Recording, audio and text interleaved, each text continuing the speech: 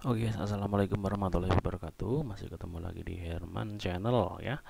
Oke, oke sahabatku semua. Di sini semoga kabarnya sehat-sehat walafiat ya. Dan di sini saya akan memberikan tip-tip cara memasang tulangan besi sebuah cor ya guys ya.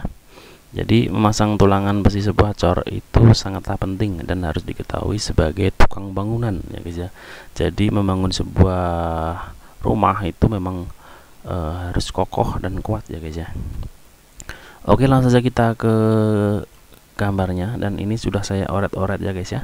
Jadi untuk memasang besi atau memasang kolom itu sebenarnya cukup perlu diketahui ya. Jadi nggak, sebagai tukang bangunan itu untuk membangun itu nggak asal-asalan. Jadi misalnya ada bentangan yang lebar, itu kita membuat kolom dan membuat balok itu nggak asal-asalan. Nanti biar tidak, jadi biar nggak roboh begitu ya bangunannya ya. Dan ini saya contohkan saja untuk bangunan dengan bentangan lebar 5 meter ya guys ya. Nah seperti ini. Nah seperti ini. Jadi bentangan 5 meter itu sebenarnya bentangan yang cukup lebar. Jadi ya harus kita perhitungkan. Jadi ya untuk membuat kolom, untuk membuat balok itu harus kita perhitungkan ya. Terus tip bagaimana cara untuk memasang kolom ya. Untuk memasang kolom saya contohkan saja ini untuk kolom ini ya. Ini langsung saja begini ya. Jadi untuk memasang kolom itu saya contohkan saja, ini untuk bentangan 5 meter saya memakai kolom ukuran 30 cm untuk 30 kali 40 ya. Jadi yang 40 itu untuk bentangan lebar itu biasanya saya arahkan ke dalam ya. Seperti ini ya. Ini 40. Jadi arahnya ke dalam ya. Jadi untuk yang 30 itu arahnya sejajar sama pasangan batu bata begitu ya. Nah, itu sudah jelas ya guys ya. Jadi kita cara memasang sebuah besinya biar nggak terlalu panjang banget untuk videonya ya. Nah ini saya contohkan saja, ini sebuah pembesian ya. Jadi sebuah pembesian itu biasanya untuk kolom ya. Untuk kolom itu biasanya yang perlu diperbanyak untuk sebuah besi ya, itu bagian dalam sama bagian luar ya. Ini ya. Nah ini 1 2 3 4 ini untuk bagian dalam, dan ini untuk bagian luar 1 2 3 4 seperti ini ya. Nah terus bagaimana untuk bagian sini bang ya? Bagian sini kita bisa kurangin guys. Jadi kita bisa kurangin, misalnya kita mau mengirit pencet kita ya untuk membangun sebuah rumah, itu kita bisa kurangin atau juga kita bisa perkuat seperti normalnya begitu ya. Nah ini misalnya kita mau mengirit pencet kita bisa kurangin, karena apa? Karena biasanya untuk bagian dalam ya, untuk bagian dalam itu biar itu diperbanyak besi supaya untuk bagian sini ya, untuk bagian sini, nah ini tidak timbul momen melengkung kalau kena tekanan dari dalam begitu ya, kena tekanan dari dalam. Jadi untuk bagian dalam juga ya, biar tidak melengkung ke dalam gitu ya. Itu untuk trik untuk kolom ya. Nah jadi biar nggak terlalu panjang banget untuk video ya. Jadi untuk kolom seperti itu ya, memasangnya itu arahnya ke dalam untuk yang 40, terus untuk yang 30 itu arahnya sejajar sama pasangan batu bata ya. Untuk pembesian juga sama ya. Untuk besi bagian dalam, arah ke dalam ini diperbanyak, atau yang arah luar ini diperbanyak, itu dua-duanya itu harus diperbanyak supaya tidak timbul momen melengkung untuk bagian dalam dan bagian, nah seperti ini ya. Terus saya akan ini betul ya. Nah terus untuk bagaimana untuk bagian balok ya, untuk balok itu sendiri juga sangat penting. Ini penting sekali untuk balok dan kolom ini ya. Jadi dua-duanya itu penting sekali. Nah seperti ini. Nah jadi untuk besi balok itu biasanya yang paling banyak itu besi bagian atas dan bagian bawah. Nah, terus bagaimana untuk samping? Seumpama samping itu semisal ibaratnya ya itu nggak dikasih, itu nggak apa-apa gitu ya, memang harus dikasih ya walaupun satu gitu ya, tapi yang paling diutamakan itu besi bagian atas dan bagian bawah ya, itu harus diutamakan ya. Nah seperti ini saya contohkan saja, ini sebagai contoh saja ya. Nah seperti ini. Nah ini untuk pinggir juga ya guys ya, jadi nggak perlu saya coret-coret ya. Nah, terus untuk besi bagian atas itu kegunaannya sebagai tool tekan begitu ya. Nah seperti ini. Dan untuk besi balok itu bagian atas itu sebagai tool tekan, dan untuk besi bagian bawah untuk balok itu sebagai tool tarik begitu ya. Itu kenapa untuk besi bagian atas dan bagian bawah tidak dikuda-kuda? Kalau kita misalnya kita itu ini memakai besi besar ya, kita susah menekuk. Untuk sistem kuda-kuda kita bisa memakai besi untuk bagian atas diperbanyak, untuk bagian besi bawah diperbanyak begitu. Nah terus untuk sistem kuda-kuda bagaimana? Sistem kuda-kuda seperti ini ya. Sistem kuda-kuda juga harus diperhatikan sebagai tukang ya. Jadi masang itu nggak salah-salah, ini harus diperhatikan juga ya. Bagaimana kalau sistem kuda-kuda bang? Sistem kuda-kuda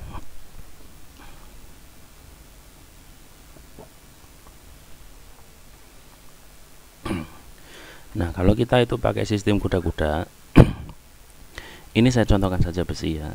Kita besi bagian atas yang misalnya jumlahnya 4 gitu ya, 4, terus kita yang 2 itu bisa tekuk ke bawah. Nah seperti ini. Ini besi yang bagian tengah gitu ya, bisa ditekuk ke bagian bawah seperti ini.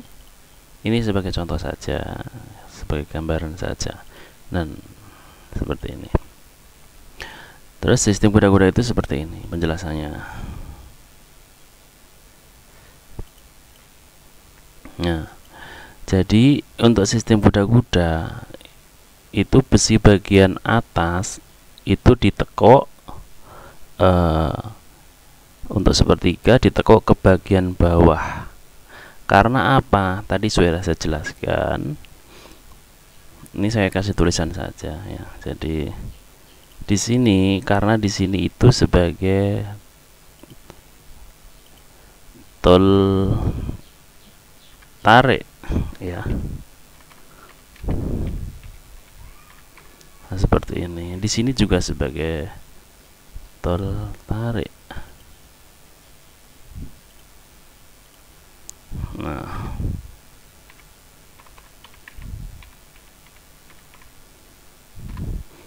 seperti itu. Nah, di sini sebagai tool tekan. Tool tekan ya. Nah, seperti ini. Dan di sini sebagai tool tarik.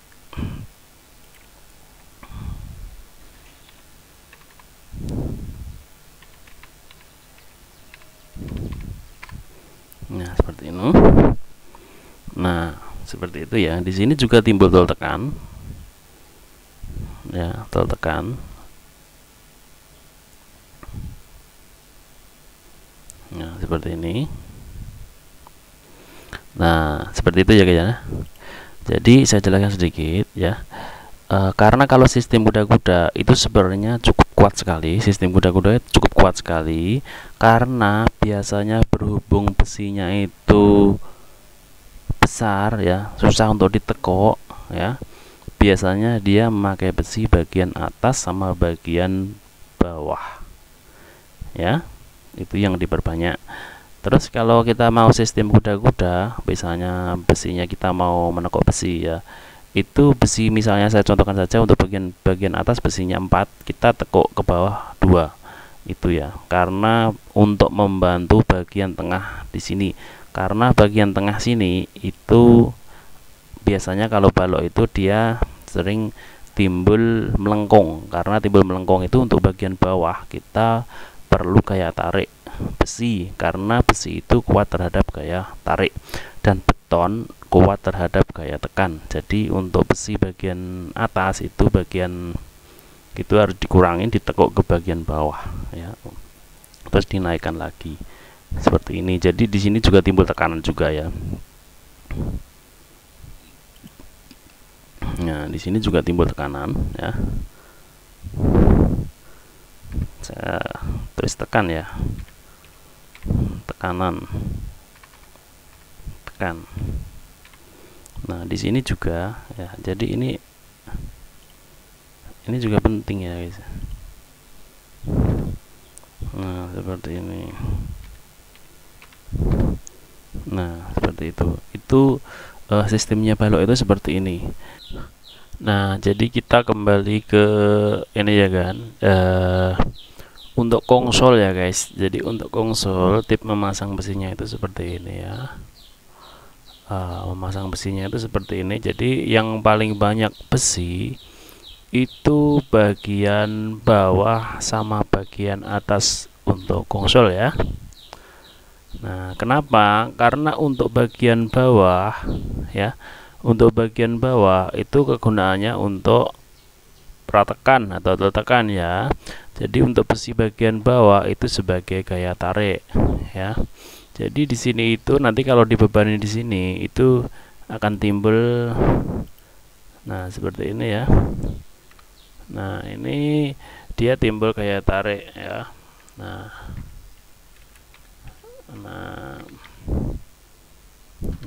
jadi untuk bagian sini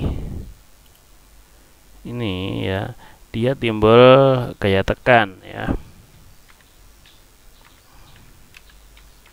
Nah, seperti ini ya.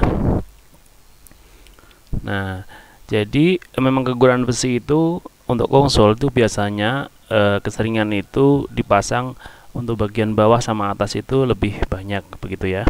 Karena berhubung karena dikarenakan kalau besi itu memasangnya ada atas itu semua, jadi cornya itu kan nggak bisa masuk ya kan ya. Jadi biasanya ditaruh di samping. Tapi untuk besi bagian atas itu lebih penting ya.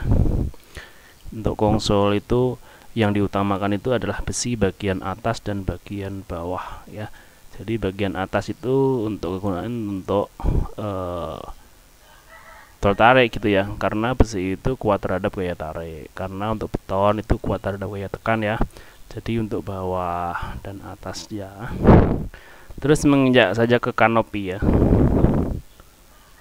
Ya, ke kanopi. Nah, saya contohnya gambarnya seperti ini aja ya, nggak usah ribet-ribet ya.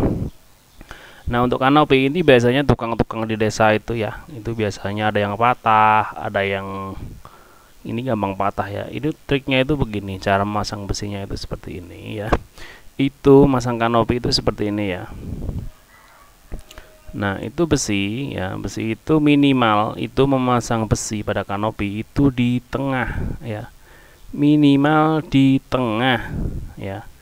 Jadi semisalnya cornya 10 atau berapa, 10 ya, saya kasih contoh saja 10 cm ya. Jadi untuk kita ganjal itu 5 cm ya. Jadi cornya itu atau besinya itu persis di tengah gitu ya, harus persis di tengah. Nanti kalau besinya itu nggak persis di tengah ya seperti ini ya, otomatis nanti kurang kuat. Jadi misalnya kita mau nginjak sini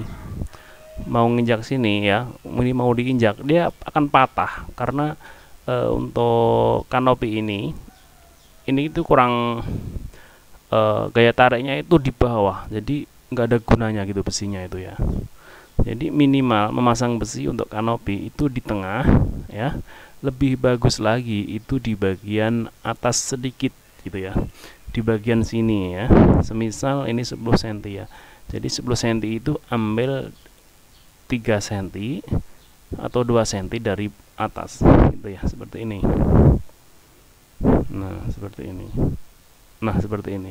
Ini lebih bagus ya daripada di tengah ya. Intinya besi ini sebagai gaya tarik ya. Jadi jika ada beban ini mau diinjak itu lebih kuat ya.